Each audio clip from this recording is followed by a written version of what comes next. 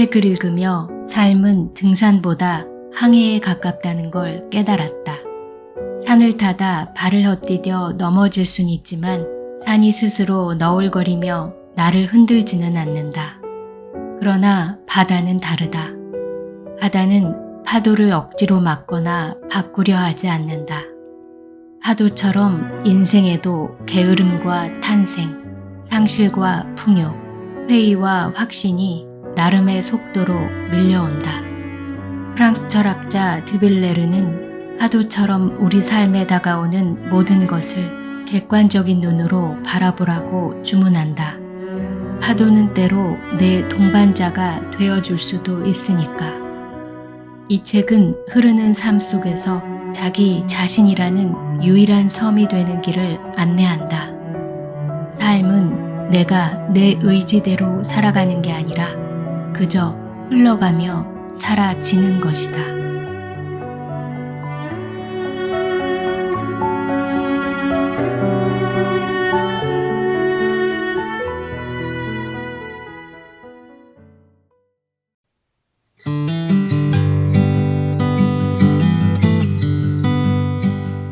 안녕하세요. 당신을 위한 서재에 오신 것을 환영합니다. 오늘은 최재천 교수님의 추천의 글로 시작해봤습니다. 프랑스 철학자 로랑스 드빌레르의 모든 삶은 흐른다는 올해 4월 출시된 이후 교보문고 입문 분야 1위를 쭉 유지하고 있는 책인데요. 각계 명사들의 강력 추천을 받은 것처럼 읽다 보면 바다와 같은 우리의 삶을 머리와 마음으로 돌아보게 합니다. 여러분, 왜 그런 말 있잖아요. 복닥복닥하고 바쁘게 사는 현대인일수록 멍 때리는 시간을 가져야 한다고요. 겨울에는 불멍이 좋지만 여름에는 물멍이 제격이니까 물멍하는 마음으로 좀 편안하게 들어보시는 건 어떨까요? 아니면 조금 일찍 여름 휴가를 왔다고 생각하시고 저기 보이는 바다를 음미하면서 들어보는 것도 좋을 것 같네요. 그럼 바로 시작하겠습니다.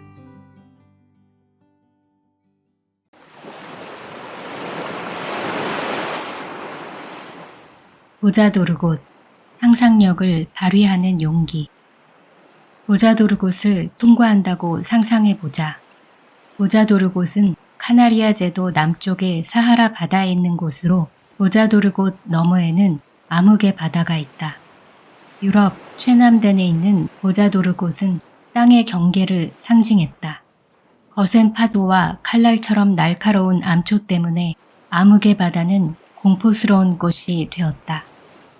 바다에는 물이 부글부글 끓고 괴물들이 득실거린다는 이야기가 퍼져나갔고 항해사들 대부분은 아무게 바다에 가는 모험을 하지 않았다. 괜히 갔다가 거센 바람에 막혀 다시는 돌아오지 못할 수도 있어서였다. 1434년 포르투갈의 항해사 질 이아네스가 수많은 시행착오 끝에 공포에 고지라는 이곳을 무사히 지나는데 성공했다. 모두가 무서워서 도전조차 못했지만 이아네스는 그곳을 건너는 일에 성공했고 세계 지식을 아프리카까지 확대하는 데 기여했다. 그가 이처럼 성공할 수 있었던 것은 용기를 내고 상상력을 발휘했기 때문이다. 당시 사람들은 대부분 가까운 곳을 항해했다. 며칠씩 걸리는 항해는 시도조차 하지 않았다.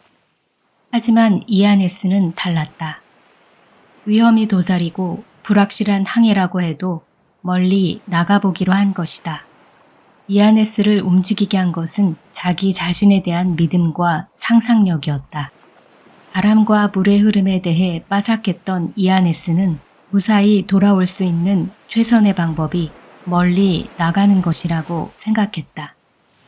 그는 항해를 떠날 때 해양 나침반의 방향, 지나온 위치와 거리를 눈여겨보았고 자신의 직감을 믿었다. 지금 생각해보면 그는 대책 없을 정도로 과학보다는 자신의 느낌과 상상력을 믿었다. 그렇게 이아네스의 새로운 항해로 멀리까지 항해하는 일이 가능해졌다. 보자도르곳은 인도로 가는 길 중 하나에 불과했다. 얼마 지나지 않아 바스코 다가마도 보자도르곳을 지났다. 유일한 누군가만 할 수 있는 일이 아니다. 모험한다면 모두가 할 수 있다. 공포의 고질 건넌 이야기를 통해 얻을 수 있는 교훈이 있다. 현재 닥친 문제만 바라보기보다 한 발 물러서는 것이 낫다는 교훈이다.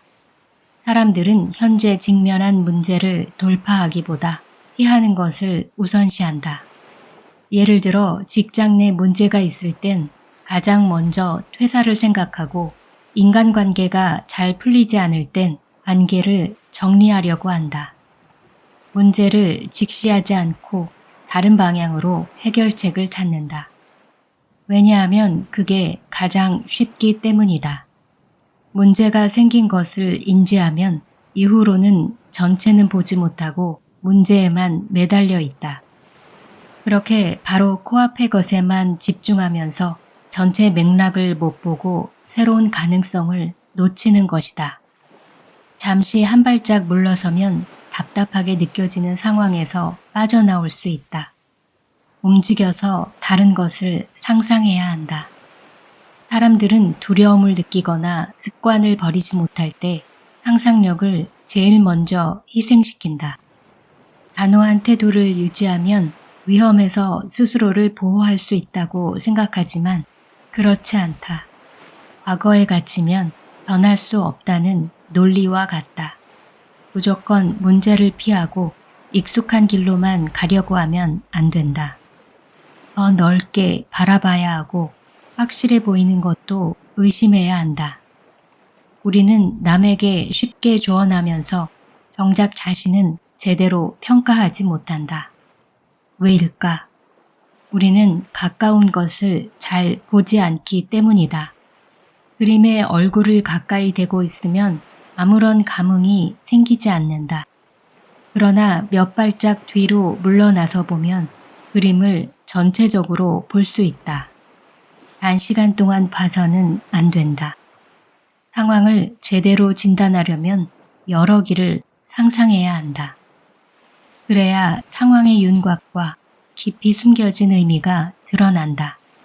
그러면 어떻게 해야 할까? 일단 그대로 있지 말고 움직여보자. 외출하거나 일상에서 나오자. 그러고서 다시 일상으로 돌아오면 새로운 아이디어가 생겨 문제를 다른 식으로 마주할 수 있다. 드라마틱하게 다른 사람으로 변신하진 않지만 분명 이전과 다른 나를 만날 수 있다. 무조건 생각만 하거나 이미 다 안다고 확신하는 사람은 그리 좋은 조언자가 아니다. 그보다 오히려 멀리 나가보는 것이 더 건설적이다. 불확실한 것이 두려워 아예 원하는 마음을 갖지 않거나 이미 준비된 대답에 안도해서는 안 된다. 그리고 해결책이 없을 수 있다는 사실도 받아들여야 한다. 이 모든 걸 가능하게 하는 것이 바로 상상력이다.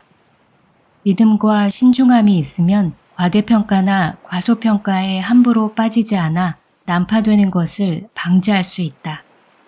상상력이 있으면 더 멀리 나아갈 수 있다. 상상력을 발휘하면 새로운 것을 생각하고 기존의 것도 새로운 눈으로 보게 된다. 처음부터 모든 것을 다시 시작한다고 생각하고 늘 옳은 건 없다고 믿자. 준비가 되었다면 이제 마지막으로 용기를 내서 새로운 길을 가보자. 어쩌면 이 단계가 가장 어려울지 모른다. 습관이 너무나 강하게 뿌리 박혀 있고 생각하는 틀이 좁으면 용기는 밥 먹을 때만 쓰는 거라고 생각하기 쉬우니까. 인생은 멀리 바라보는 항해와 같다.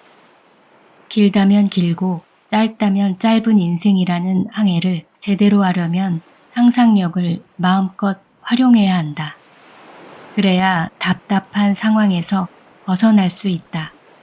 한 번도 해보지 않은 대답을 해보면 상상력을 활용할 수 있다. 이미 사람들이 지나간 고속도로를 그대로 가지 말고 나만의 새로운 길을 개척해보자. 방파제, 슬픔이라는 소용돌이에서 살아남기.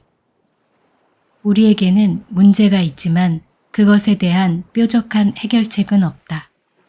그 문제는 바로 배멀미다. 배멀미를 가라앉히려면 어떻게 해야 할까? 누워있으면 될까? 생강뿌리를 먹으면 될까? 갑판에서 두 다리를 벌리고 서 있으면 될까? 이렇게 해도 소용없다면 다른 방법이 있다. 방파제를 이용하는 것이다.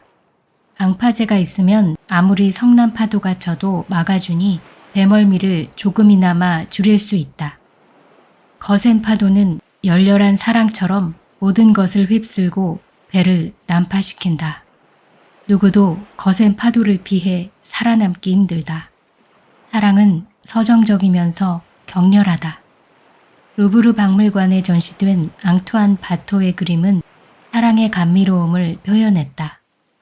그림의 제목은 키테라 섬으로의 출항이다. 키테라 섬은 비너스의 섬이라고도 불리는데 계절은 봄만 있다. 그림 속에는 연인의 행복한 모습이 보인다. 비단 옷에 사각거리는 소리와 반짝이는 웃음소리가 퍼지고 애무와 사랑의 맹세가 들리는 듯하다. 주변만 둘러봐도 사랑에 빠진 사람들은 행복하다. 사랑은 영원할 것 같고 사랑하는 시간 동안에는 기쁨이 계속된다. 사랑을 하면 이제까지 살던 곳과 다른 곳에서 사는 것처럼 삶의 모든 것이 경쾌하고 가뿐해서 길을 걸을 때도 땅 위를 걷는 게 아니라 구름 위를 걷는 기분이 들기도 한다. 모든 걸 해낼 수 있을 것 같은 기분에 신이 된 것만 같다.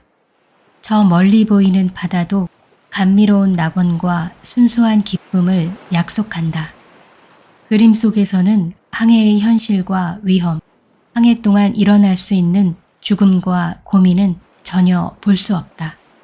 사랑이 무엇을 할 수 있는지 제대로 설명할 수 있는 것은 바다뿐이다. 바다도 사랑처럼 위로가 되면서 절망이 된다. 바다도 사랑처럼 기쁨을 주면서 모욕감을 안겨준다. 사랑은 무엇인가를 주면서도 그만큼 빼앗아 간다. 사랑은 죽는다. 아니면 사랑 때문에 우리는 죽는다. 마치 우리의 목숨을 앗아가는 파도처럼 말이다. 사랑은 등대이자 암초, 불꽃이자 칼날이다. 사랑은 한없이 주다가도 거칠게 모든 것을 앗아간다. 아무리 아름답고 단단한 사랑이라고 해도 영원하지 않기 때문이다. 참으로 치명적이다. 우리는 바다에게 지배되는 것처럼 사랑에 지배된다. 사랑과 바다는 마음대로 오고 간다. 사랑과 바다의 존재는 기적 같지만 그것이 주는 타격은 넘치는 환희만큼이나 지독하고 아프다. 시련으로 아파할 때 곁에서 위로해주는 사람들은 하나를 잃으면 10개를 얻는다고 하더라. 그 사람에게 너는 과분한 상대였어 라고 말하지만 상처만 키울 뿐이다. 그런 말은 아무런 위로가 되지 않는다. 진실은 이렇다. 사랑은 길들일 수 없으면서도 연약하다. 사랑은 태어나 활짝 피었다가 허석하게 시들고 끝내 사라진다. 삶에서 시련의 상처만큼 위로가 되지 않는 상처가 있을까? 하지만 이건 인정하자. 사랑 없이 우리는 아무것도 아니다. 우리는 사랑하는 상대를 위해 존재한다. 그렇기에 이별의 슬픔은 단순히 외로움만 남기는 게 아니라 더 깊은 상처로 이어진다. 사랑했던 상대에게 내가 더 이상 아무 의미가 없다는 건 날개가 다 자라서 더 이상 기대할 것이 없는 성인 나비나 제비와 같다. 시련을 겪은 사람은 구름 위를 걷다가 다시 현실의 땅바닥에 내려오게 된다. 원래 있던 자리로 돌아오는 것이다. 시련의 아픔이 참기 힘든 이유는 사랑에 빠질 때와 같은 증상이 나타나기 때문이다. 오직 헤어진 연인만 생각난다. 종일 그 생각만 하고 오지 않는 전화를 하염없이 기다린다.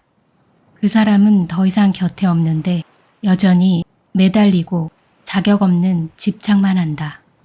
마치 비극 속 주인공처럼 내내 괴로워하다가 이내 분노에 휩싸여 복수를 꿈꾼다. 지나친 애착이 증오로 변하는 순간이다. 이때 방파제의 기술로부터 교훈을 얻을 수 있다. 방파제가 맡은 일은 피해를 줄이는 것이다. 방파제는 이렇게 말한다. 소용없어. 난 안 쓰러져. 네덜란드에는 바다와 싸우는 특수부대가 있다. 프랑스의 다리와 방파제 같은 역할인데 네덜란드를 지키는 진정한 군대다. 이 특수부대 덕에 네덜란드가 존재할 수 있었고 홍수를 막아준 것도 그 덕분이었다. 방파제는 틈이 조금이라도 생기면 재앙이 발생할 수 있어서 계속 관리해야 한다. 방파제 관리는 너무나 중요한 일이어서 네덜란드 역사에는 방파제를 감시하는 방파제 백작이라는 귀족 계급이 있을 정도였다. 방파제 기술이 전하는 교훈이 있다. 마음이 강하든 열이든 우리는 슬픔을 누를 수 있는 마음의 방파제를 세울 수 있다는 것이다. 그 덕에 우리는 완전히 나락으로 떨어지지 않을 수 있다. 시련의 상처가 크면 무기력해져서 냉정함을 잃거나 최악의 결정을 내릴 수 있기 때문이다. 과장이라고 생각할 수 있지만 시련의 상처는 죽음과 같지 않을까? 그렇다. 어제까지만 해도, 아니 그전에도 영원히 사랑하겠다고 맹세하던 그 사람에게 나는 이미 죽은 것과 다름없다. 너무나 빨리 내가 잊히고 지워진다. 그렇기 때문에 방파제 기술은 꼭 필요하다. 내 안에 방파제가 있다면 시련을 겪어도 절망의 구렁텅이에 빠지지 않는다. 나 자신을 부정하지 않고 계속 살아가야 하지 않겠는가. 기력을 회복하고 살아야겠다고 생각한 사람들은 여러 방법으로 시련의 상처를 극복해 간다. 글쓰기에 몰두하기도 하고 열렬히 사랑했던 상대에게 행복을 의지하지 않겠다고 결심하기도 한다. 가고 싶었던 먼 나라로 여행을 떠나기도 한다. 외모, 동네 혹은 생활 패턴을 바꿔보기도 한다. 더는 자기 자신을 나락으로 몰고 가지 않기 위해 나름의 건강한 방식을 기른다. 중요한 것은 남이 나에게 무엇을 했느냐가 아니다. 고통을 극복하고 실현한 나 자신을 부정하지 않겠다는 의지가 있느냐다. 상처를 아물게 할 수는 없어도 상처에서 피가 너무 흐르지 않게 할 수는 있다. 배멀미에 치료약이 있듯이 시련의 상처에도 치료약은 있다. 선원들의 처방전을 눈여겨보자. 그것은 거친 물결이 와도 휩쓸리지 않는 단단한 중심이다. 우리가 상실의 구렁텅이로 빠지지 않게 막아주는 방패와 같은 방파제다. 소용없어. 난 안 쓰러져.